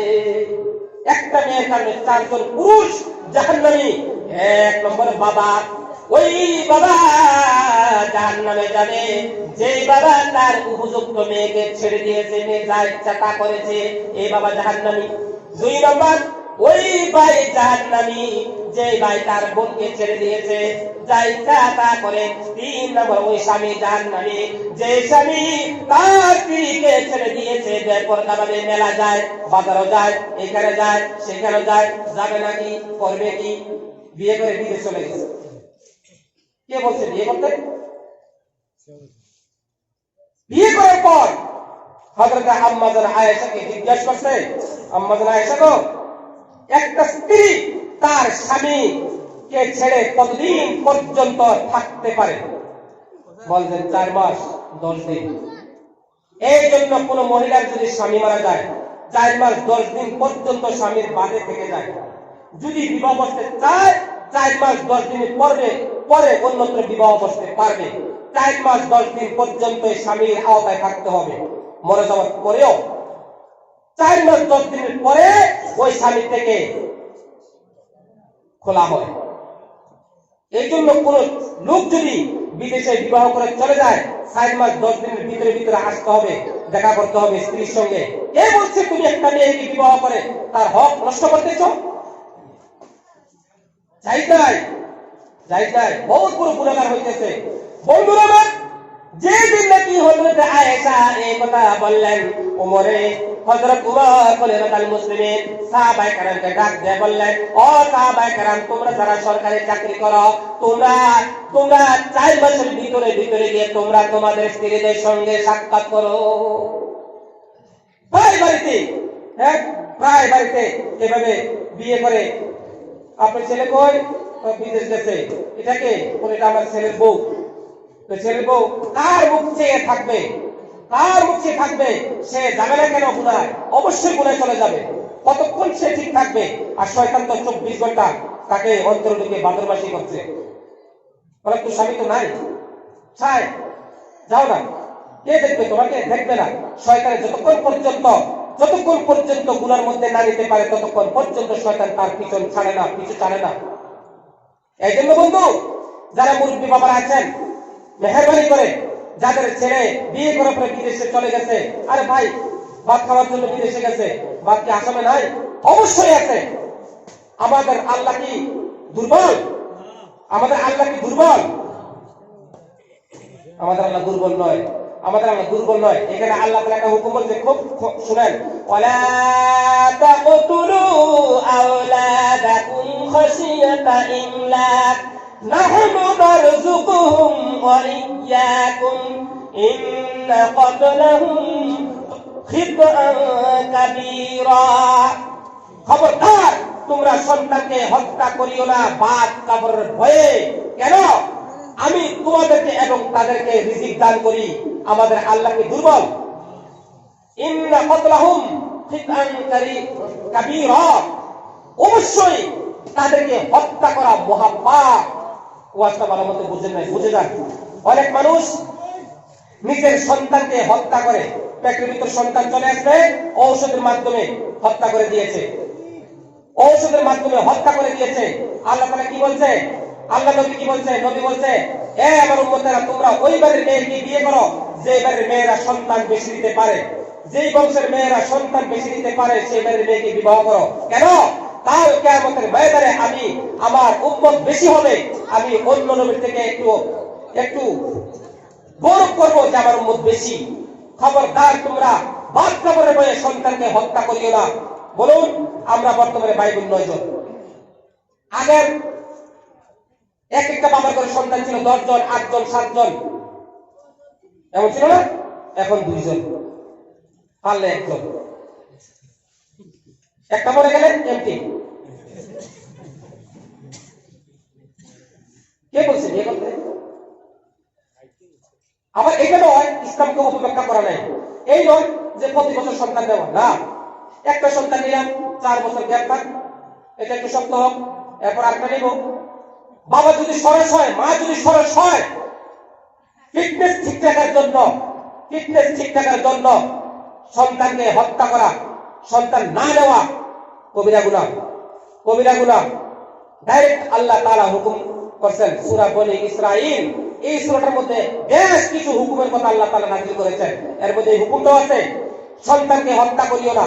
পেটের মধ্যে চলে আসছে, ওষুধের মাধ্যমে হত্যা করছে। এক, আর নয়তো লাইকেশন, মেয়াদি ইনজেকশন, আর নয়তো জীবনের জন্য একেবারে রেহান বাচ্চাদানি, যেখানে আমরা বাচ্চার জন্ম নিই মার ঘরে, মার পেটের ভিতরে, এটা বাচ্চাদানি কেটে দেয়, সন্তান এখানে আর হবে না কোনোদিন। মেয়াদি করে ইনজেকশন অথবা লাইকেশন অথবা এইভাবে এই ওষুধের মাধ্যমে সন্তানকে নষ্ট করে দেওয়া কবিরা গুনাহ মহাপাপ। কাল কিয়ামতের ময়দানে প্রত্যেকটা রূহ যাদেরকে হত্যা করা হয়েছে এই সন্তানগুলো আল্লাহর দুয়ারে গিয়ে দাঁড়াবে, দাঁড়িয়ে আল্লাহর কাছে বিচার চাবে, মাবুদ আমার মা বাবা কেন আমাকে হত্যা করেছে, আমি বিচার চাই। ও মিয়া তুমি জানো না তোমার কোন ছেলেটা ডাকাত হবে, কোন ছেলেটা মওলানা হবে, কোন ছেলেটা ওলি হবে, মিয়া তুমি জানো না। আমরা ভাই 9 জন, এর মধ্যে আমি 8 নাম্বার, আমি আলী আর আমার আগের সবগুলো পাবলিক। আমি আলী, হ্যাঁ যদি গুণাগার মানুষ কিন্তু আলী নবীর সুন্নাত তো কমপক্ষে শরীরের মধ্যে আছে, দেহের মধ্যে আছে। হ্যাঁ যদি ডিস্কো হইতাম তাহলে দায়িত্ব রাখতাম না, কমপক্ষে দায়িত্ব রাখছি, টুপিটা দিয়েছি, পাঞ্জাবিটা পড়ি, হক হালাল চিনি মোটামুটি। আল্লাহর কাছে দোয়া করে আল্লাহ তুমি যতদিন দুনিয়াতে রাখো সেই পথে চলার তৌফিক দাও। বন্ধুরা আমার, আমি কোন গল্প করতেছি না, ডাইরেক্ট এগুলা কোরআনের হুকুম। যে আল্লাহ আমাকে সৃষ্টি করেছে সে আল্লাহ কি দুর্বল? দেখেন এই হিন্দু ভাইয়েরা যেমন তারা মূর্তি পূজা করে, করো, আমাদের কোনো আপত্তি নেই, এটা তাদের ব্যাপার। তবে বোঝার জন্য বলছি, এই তাদের সামনে কি নিয়ে যায়? প্রসাদ নিয়ে যায়, এই আপেল আঙ্গুর এবার নিয়ে সামনে দেয়, নাও খাও। তো কতক্ষণ মাছি বসে, মশা বসে, মাছি মশাকে ধরতে পারে? পারে কি? নিয়ে সামনে দেয়, খাও। খাবার না ডাকাই দিয়ে খাইয়ে দিব, তো ঘুরে গেলে খেয়ে নেব। বন্ধুরা আমার আল্লাহ তাআলা, আপনার আমার আল্লাহ তাআলা এত দুর্বল নন। খেজুর আমাদের আসামে হয় না, ত্রিপুরায় হয় না, মক্কা মদিনা হয়, সেইখান থেকে ট্রান্সফার করে আসাম এবং ত্রিপুরার মানুষকে আল্লাহ তাআলা খেজুর খাওয়ায়। চিৎকার দিয়ে বলেন সুবহানাল্লাহ, ঠিক না? আবার মক্কা মদিনা আনারস হয় না, আনারস মনে কাঁঠালও হয় না, কাঁঠালও হয় না। ত্রিপুরা এবং আসাম অন্যান্য রাজ্যের মধ্যে যেখানে যেখানে কাঁঠাল এবং আনারস হয়, এখান থেকে ট্রান্সফার করে আল্লাহ তাআলা আরব জাহানের লোককে খাওয়ায়। তার নাম হলো রিজিক দাতা, রিজিক দাতা। ও মিয়া, আপনি চাকরি থাকলে, লম্বা বিজনেস করলে আপনি খাইতে পারবেন, চাকরি থাকলে খাইতে পারবেন না, এই ধরনের নিয়ত করা এটা ঈমানওয়ালার জন্য ঠিক নয়। 20 সম্পদের মালিক, আপনি 10টা গাড়ির মালিক, 1 লক্ষ টাকা মাসে বেতন পান, যদি আল্লাহ তৌফিক না দেয় খাইতে পারবেন? খাইতে পারবো? যদি গলার মধ্যে ক্যান্সারে পচে যায়, গলার মধ্যে ক্যান্সার হয়ে যদি পচে যায়, চতুর্দিকে যদি আবার নিয়ামত রাখা হয়, খাইতে পারবো? খাইতে পারবো? হযরতে মূসা আলাইহিস সালাম আল্লাহর সঙ্গে কথা হচ্ছে, আল্লাহকে জিজ্ঞাসা করতেছে, আল্লাহ জিজ্ঞাসা করছে, মূসা তুমি যদি আল্লাহ হইতা আর আমি আল্লাহ যদি মূসা হইতাম, আমি আল্লাহ বন্দা হইলে তুমি মূসা আল্লাহর কাছে কি কামনা করতাম তুমি জানো? ওয়াসা বুঝতেছে? মানে আল্লাহ নিজে বলতেছে মূসা নবীকে, মূসা তুমি যদি আল্লাহ হইতা আর আমি আল্লাহ যদি মূসা হইতাম, তার মানে বন্দা হইতাম, আমি আল্লাহ বন্দা হইয়া তুমি মূসা আল্লাহর কাছে কি কামনা করতাম তুমি জানো? বলে আল্লাহ কি কামনা করতেন আপনি ভালো জানেন। আল্লাহ প্রশ্ন করছে, আল্লাহ নিজে জবাব দিচ্ছে, ও মূসা, মূসা রে তুমি যদি আল্লাহ হইতাম আর আমি যদি বন্দা হইতাম, তাহলে আমি তোমার কুদরতি কদমে এই কপালটাকে ঠেকাইয়া 24 ঘন্টা সিজদা দিয়ে শুধু তোমার কাছে সুস্থ দেহের কামনা করতাম। সুস্থ, সুস্থ কত বড় নিয়ামত, সুস্থ থাকা কত বড় নিয়ামত, সুস্থ দেহের কামনা করতাম, কত বড় কথা আল্লাহ নিজেই বলতেছেন। এই জন্য ভাই, রিজিক দাতা আল্লাহ, রিজিক দাতা আল্লাহ। রিজিকের ভয়ে, বাদ কাপড়ের ভয়ে সন্তানকে আমরা হত্যা করবো না, হত্যা করবো না। আপনি জানেন না মিয়া, যদি আপনার 5টা সন্তান হয়, তাহলে যে 5 নম্বর সন্তানটা যদি হাফিজ হয়, আলিম হয়, সে আপনাকে জান্নাতে নিয়ে যাবে, বেহেশতে নিয়ে যাবে। এই জন্য সন্তান আমরা নষ্ট করবো না। যারা করতেছি কাল কিয়ামতের ময়দানে জবাব দেওয়া লাগবে, আর রূহগুলো আল্লাহর কাছে বিচার মামলা দায়ের করবে, সেই দিন জবাব দেওয়াই লাগবে। আল্লাহ তাআলা দেখেন, একটা মানুষের 2টা দোকান বিটা আছে, দোকান বিটা, চিন্তা করে আরেকটা দোকান বিটার মালিক কিভাবে হবে? আরেকটা দোকান বিটার মালিক কিভাবে হবে? এই বছর একটা গাড়ির মালিক, 2-3 বছরের মধ্যে আরেকটা গাড়ির মালিক কিভাবে হইতে পারবে? সে চেষ্টা করে। এমন কোন লোক আছে দেখেন তো দুনিয়াতে না খাইয়ে মারা গেছে? না, এই ঘটনা দেখতে পারবে না। এই জন্য ভাইরা আমার, আল্লাহ তাআলা কোরআন শরীফে সুন্দরভাবে প্রত্যেকটা হুকুমের ব্যাপারে বলে দিয়েছেন, ওয়ালা তাকতুলু আওলাদাকুম খাশিয়াতা ইমলাক নাহনু নারযুকুহুম ওয়া ইয়াকুম ইন্না ক্বাতলাহুম খিতান কাবীরা। খবরদার তোমরা সন্তানকে বাচ্চাপরের ভয়ে হত্যা করিও না। কেন? বাচ্চাপরের ভয়ে সন্তানকে হত্যা করা মহাপাপ, মহাপাপ। এই জন্য বলতেছিলাম, বিবাহ শাদী করে হ্যাঁ চলে গেছে বিদেশে, বউটা করে কি বাজারে যায়। কি গো তুমি কই যাও? বলে আমার স্বামী তো বাড়িতে জানেন না, বা সোজা জবাব দিয়ে দেবে। বাজারে যায়, মার্কেটে যায়, পর্দায় একদিন পড়ছে, 2 দিন পড়ছে, 3 দিনের সময় বলে তোর বাবা বাদ দাও, আর পর্দায় পড়বো না। এইভাবে একটা স্বামীর উপর সম্পূর্ণ দায়িত্ব তার স্ত্রীকে পর্দার ভিতরে রাখা এবং তার সমস্ত দেখভাল করা। এই জন্য ভাই, যে ভাইয়েরা নাকি বিদেশে আছেন, খুব ঝটপট নিজের রাজ্যের মধ্যে চলে আসেন, আসিয়া নিজের রাজ্যে চলতে পারেন এমন ভাবে একটা ব্যবস্থা করে নেন। আর দুনিয়া তো আমরা চিরজীবন থাকবো না, চিরজীবন থাকবো না, চলে যেতে হবে। টাকা পয়সা আমরা কেউ কবরে নিতে পারবো না। এই জন্য ভাই, আমি আরেকটা হাদিস আপনাদের সম্মুখে তেলাওয়াত করছিলাম। আল্লাহ তাআলা, আল্লাহর নবী এই হাদিসের মধ্যে 5 প্রকার লোকের কথা বলছে, যে 5 প্রকার লোকের জন্য জান্নাত আকৃষ্ট হয়ে থাকে। ইন্নাল জান্নাতা তাশতাকু ইলা খামসাতি নাফার তালিল কুরআন। 5 প্রকার লোকের জন্য জান্নাত আকৃষ্ট হয়ে যায়। জান্নাত নিজে তাকে ডাকতে থাকে, ও আমার ভাই, আমার বন্ধু, তাড়াতাড়ি আসো। 5 প্রকারকে। 1 নম্বর তালিল কুরআন, যে মানুষ বেশি বেশি করে কোরআন তেলাওয়াত করে, যে মানুষ বেশি বেশি করে কোরআন তেলাওয়াত করে, এই মানুষের জন্য জান্নাত পাগল পারা হয়ে যায়। আর প্রতিদিন তাকে ডাকতে থাকে, ভাই তাড়াতাড়ি আসো, তুমি আমার বন্ধু। 2 নাম্বার ওয়াহাফিযিল লিসান, যে ব্যক্তি নাকি নিজের জিহ্বাকে হেফাজত করতে পেরেছে, এই জিহ্বা দিয়ে দুনিয়ার গুনাহ করে। চার দোকানে যায়, যে দোকানদার বেটাকে বলে, এই বেটা চা দাও, আর 2জন 3জনকে ডাকবে, ডাকে বসো, আচ্ছা জানো আমার বউর সঙ্গে কি হয়েছে? এই হয়েছে। আমার ছেলের সঙ্গে কি হয়েছে? এই হয়েছে। জানো ওই যে মৌলানা সাহেবটা আছে, মৌলানাটা খুব খারাপ, ওই যে মেম্বার সাহেবটা খুব খারাপ, তাই খুব পালা। এই যে একটা দিয়ে গেল না, আর 3-4টা আমার দিকে, মানে এর থেকে 3 গুণ আমি বেশি খারাপ আলাম। 3-4টা আমার দিকে, এই লোকটা খারাপ, 4টা আমার দিকে, আর একটা ওর দিকে, আর তার মানে তার থেকে 4 গুণ আমি খারাপ। বন্ধুরা আমার, এমন লোক আছে সকালবেলা চা স্টার্ট করে, বিকালবেলা আসতে আসতে 60 কাপ 70 কাপ চা খায়। এক বেটা চা খাইয়ে দোকান দিয়ে বাড়ি যেতেছে, হুজুর কি পড়ে গেছে, পরে একটু শুনে গেছে, রক্ত বাড়ে না, চা বাড়ে। চা খাইতে খাইতে পুরো দেহ চা হয়ে গেছে।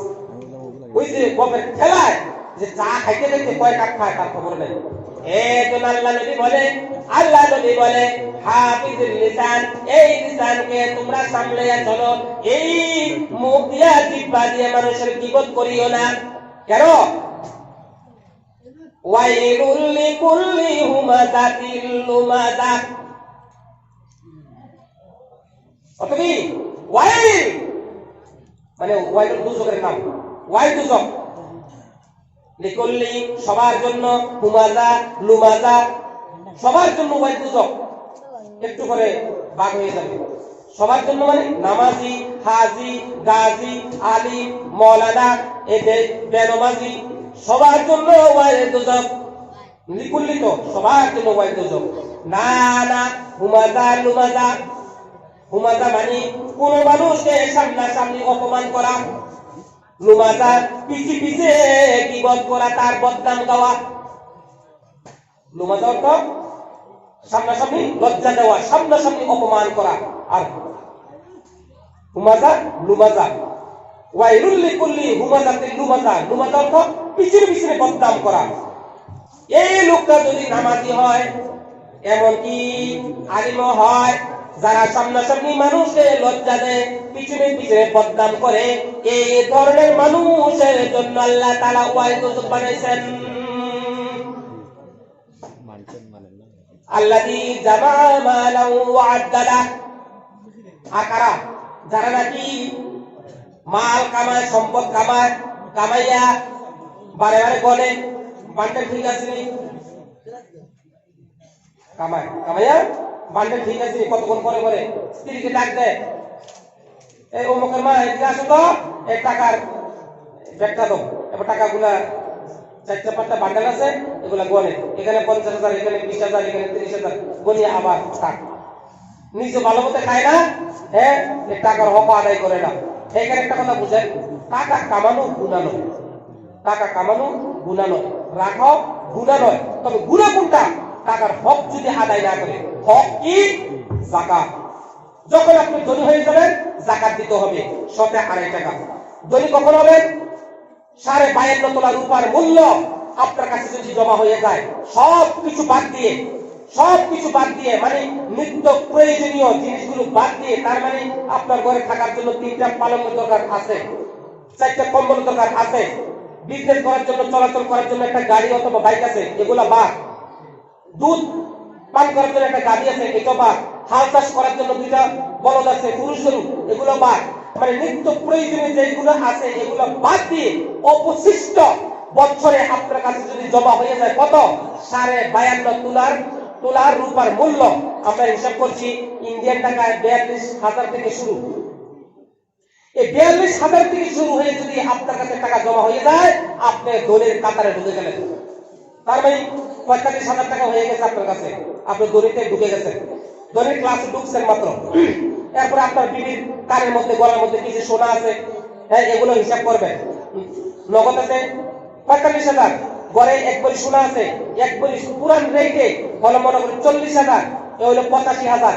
এই 85,000 টাকার যাকাত আপনার দিতে হবে। যাকাতের উদাহরণ দিয়েছে চুলের সঙ্গে।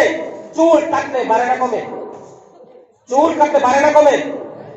বাড়ে। যাকাত দিলে মাল বাড়ে, মালের বরকত হয়, মাল পবিত্র হয়। যাকাত না দিলে মাল পবিত্র হয় না, অপবিত্র থাকে। ওই কাল কিয়ামতের ময়দানে অনেক লোক নিজের গালের গোশতগুলো ছিঁড়ে খাবে। তখন জিজ্ঞাসা করবে, কি ভাই, নিজের গালের গোশতগুলো দেখি তুমি নিজেরটা নিজে খাও, তার কারণ কি? তখন সে বলবে, বলিও না, দুনিয়াতে আমি করেছিলাম, আমি টাকার হক আদায় করি নাই, না করার কারণে আমি আমার নিজের বস্তুগুলো খাইতেছি। এই জন্য আল্লাহ তাআলা বলেন, আল্লাযী জামা মালাও ওয়া আদ্দালা, যারা টাকা কামায় এবং কতক্ষণ পরে পরে গনিয়া ঠিক রাখে, টাকার হক আদায় করে না, তার মানে যাকাত আদায় করে না। 2.5 টাকা, 1 লক্ষ টাকার মালিক আপনি, তাহলে 2,500 টাকা। এই 2,500 টাকা যদি আপনি না দেন, আপনার মাল পবিত্র হবে না। হঠাৎ করে একটা রোগ হবে, একটা বিপদ হবে, একটা মুসিবত আসবে, আজকে আপনার 10,000 টাকা চলে যাবে, 20,000 টাকা চলে যাবে ঠিক। এই জন্য মুনাজাতের আদব হলো এইভাবে আপনি সিনা বরাবর আটটা উঠাইলেন, উঠাইয়া আঙ্গুলগুলো কিছু ফাঁকা রাখবেন, একটু ফাঁক। আল্লাহ, তুমি তোমার খাজানা থেকে আমাকে দাও, তুমি যখন আমাকে দিলা, আমি এই ফাঁকে দিয়ে কিছু আমি অন্যকে দিয়ে দিব, এই ফাঁকে দিয়ে আমি কিছু ছেড়ে দিব। আর মানে আমি এই মাল থেকে আমি যখন যাকাতের হুকুম আমার উপরে এসে যাবে, আমি গনে যাকাত এগুলো আমি আদায় করে দিব। ও ভাই ধনীরা, প্রতি মাস গোশ এইভাবে আপনার আঙ্গুর আপেল খায়। মুসলমানের নিয়ম হলো, তোমার আশেপাশে যে গরিব আছে, তুমি আঙ্গুর খাও, তোমার পাশের গরিব লোকটাকে কিছু দাও, আপেল খাও, দাও। যদি না দাও, তুমি যদি মাইজারম্যান হও, কৃপণ হও, তাহলে কমপক্ষে তুমি যে খাইতেছ, যাতে করে সে না দেখে, তাকে দেখাইও না। খাবার পরে যে চামড়াগুলো বাইরে ফেলাইতেছ, যাতে তার নজরে না আসে, আসলে তার মনে কষ্ট আসবে। মাবুদ, ও মাবুদ, আমার পাশের ঘরের লোক, তাকে তুমি এত ধনী বানাইলা, সে প্রতিদিন আঙ্গুর আপেল খায়, আর আমাকে গরিব বানাইলা। আল্লাহ, আমি তো খাইতে পারি না, কেন গো আল্লাহ? তুমি ইনসাফটা 2 রকম করলা, আল্লাহ কেন করলা? এই জন্য দিয়ে খাইবেন, না দিলে কমপক্ষে আপনি যে খাইতেছেন যাতে তার নজরে না আসে। ইসলাম কত সুন্দর বন্ধুরা আমার। এই জন্য বলা হয় মালের হক আদায় করা, যাকাত আদায় করা। এবং যাকাত দিবেন কোথায়? যাকাত দিবেন গরিব, মিসকিন, এতিমকে। যাকাতের পয়সা দিয়ে মাদ্রাসার বিল্ডিং হবে না, যাকাতের পয়সা দিয়ে মসজিদ ঘর হবে না, যাকাতের পয়সা দিয়ে বেতন হবে না, যাকাতের পয়সা দিয়ে গরিবকে খাওয়ানো যাবে না। যাকাতের পয়সা দিবেন, সবচেয়ে উত্তম হইল মাদ্রাসায় বোর্ডিং চলে, বোর্ডিংকে দিয়ে দেওয়া। জিম্মাদার যিনি থাকবে ওনাকে বলবেন হুজুর এই 5,000 টাকা যাকাতে, তখন তুমি মাত্রা মতো ছাত্রদেরকে খাওয়াইয়ে দিবে। কেন জানেন? এই কওমি মাদ্রাসার মধ্যে বেশিরভাগে গরিব ছাত্র সংখ্যা বেশি, মা নাই বাবা নাই, অনেকে মা বাবা বিচ্ছিন্ন হয়ে গেছে, মা মারা গেছে। যাক, ছেলেটাকে নষ্ট না করে অমানুষ হয়ে যাবে এই জন্য মাদ্রাসাতে দিয়েছে, আলিম হবে, ভালো একটা কাজ করছে। এটা যদি আমরা দলিলে খেয়াল না করি, এরা বছরে ভালোটা খাইতে পারে না, ডাল মিষ্টি কদু খাইতে খাইতে হুঁশ নাই। হ্যাঁ, আর যখন আপনি নিয়ে একটা ছাগল দিয়ে দিবেন তখন খাবে, খাওয়ার পরে তার রুটা ঠান্ডা হবে, আল্লাহ কাছে দোয়া করবে, আল্লাহ তোমার এক বান্দা আমাদের ছাগল দিয়েছে, আল্লাহ খেয়েছি, আল্লাহ খেয়ে কি করবে? কোরআন শিখবে। এই জন্য বলছে যারা মাদ্রাসা পড়ে তাদেরকে দিলে দুইটা সওয়াব পাইলেন, মানে দুইটা উপকার করলেন, একটা হলো গরিবের উপকার, আর আরেকটা হলো ইলম শেখার জন্য সহযোগিতা করলেন। বন্ধুরা আমার, الذي جمع مالا وعدده يحسب أن ماله أخلده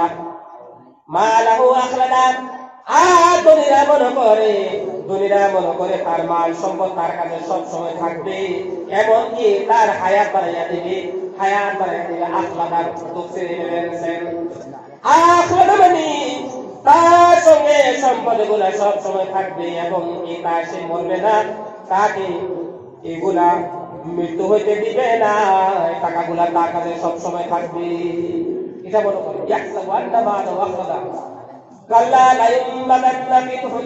না, কখনো না, এই টাকা তার সঙ্গে থাকবে না, তাকে মুখ থেকে বাঁচাতে পারবে না, তার সঙ্গে কবরও যাবে না, সে অতি সত্তর হুতামা জাহান্নামের মধ্যে চলে যাবে। হুতামা জাহান্নাম, হুতামা জাহান্নাম কি জাহান্নাম? ওয়া আদরাকা মাল হুতামা, নবী গো আমার হাবিব আপনি হুতামা জাহান্নাম এটা কি জিনিস আপনি জানেননি? এটা জেনে আল্লাহ তাআলা নিজের হাবিবকে প্রশ্ন করেছেন। হুতামা অর্থ হলো আগুন, আগুন আর আগুন, আগুন আর আগুন, যে আগুনের মধ্যে আপনাকে আমাকে একেবারে চূর্ণ বিচূর্ণ করে দিবে, একেবারে ছাই ছাই করে দিবে, যেখানে আপনার আবার মৌত হবে না, মৌত হবে না। তুম্মা লা ইয়ামুতু ফিহা ওয়া লা ইয়াহইয়া, যেই জাহান্নামের মধ্যে মানুষের মৃত্যু হবে না, মানুষে বাঁচবেও না, মরণ আসবে না, মানুষ বাঁচবেও না, এই অবস্থা। এরপরে আল্লাহ তাআলা আরেকটু ব্যাখ্যা দিয়ে বলতেছেন, নারুল্লাহিল মুকাদা, হুতামা কি জিনিস? আল্লাহ নিজে ব্যাখ্যা দিয়েছেন, আল্লাহ তাআলার প্রজ্বলিত আগুন আর আগুন। এখানে কে যাবে? ওই যারা পৃথিবীতে বদনাম করে আর সামনাসামনি লজ্জা দেয়, হুঁশিয়ার, হুঁশিয়ার। এই জন্য আল্লাহ নবী বলেন, ওয়াহাফিজিল লিসান, এই লিসানকে তুমি কন্ট্রোল করো, এই লিসানকে তুমি সাবধান করো, এই জবান দিয়ে যা তা মানুষকে তুমি বলিও না। কি ভিতরে ব্যাপারে এত ধমকি আছে, ধমকি ধমকি, খুব ধমকি আছে। ভাইরা আমার, 3 নম্বরে বলছে আল্লাহ নবী, ওয়া মুতঈমিল জিআন, খাদ্যহীনকে খাদ্য দাও। ওয়াজটা কি ওয়াজ করতেছি মনে আছে? মনে আছে যে 5 প্রকার লোকের জন্য জান্নাত আকৃষ্ট হয়ে যায়?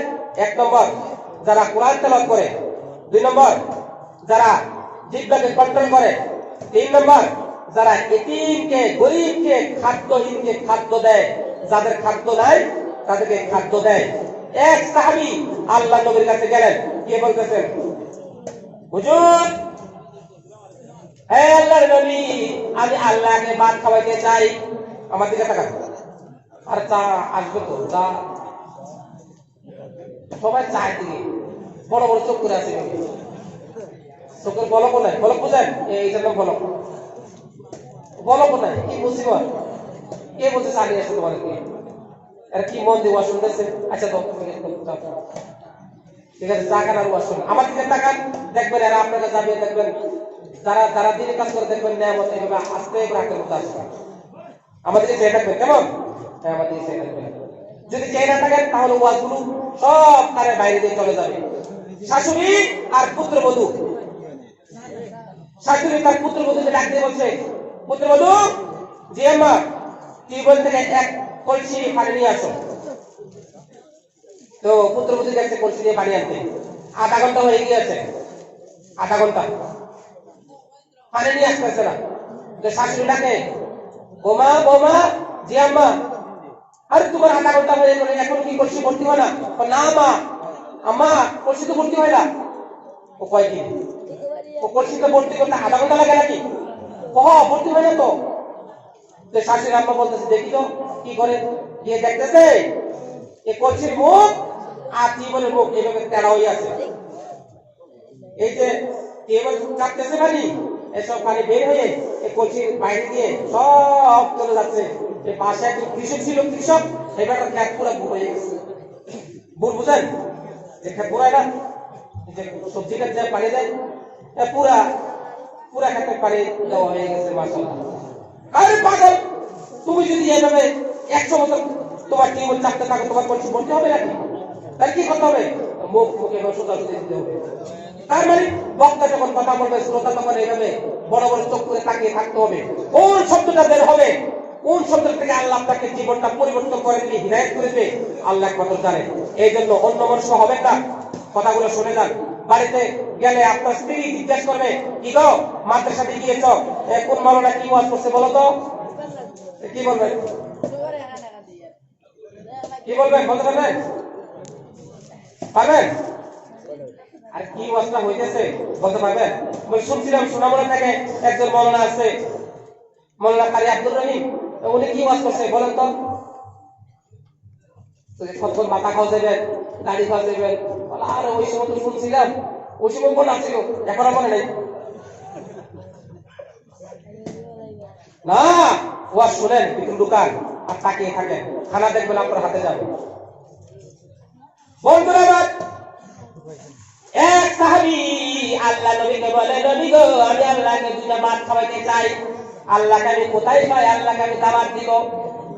আল্লাহ নবী বলে, সাহাবী তুমি আল্লাহকে পাইতে হলে, আল্লাহকে খাওয়াইতে হলে দুইজন ইয়েতিমকে, দুইজন গরিবকে তুমি দাওয়াত দিয়ে খাওয়াইয়া দাও।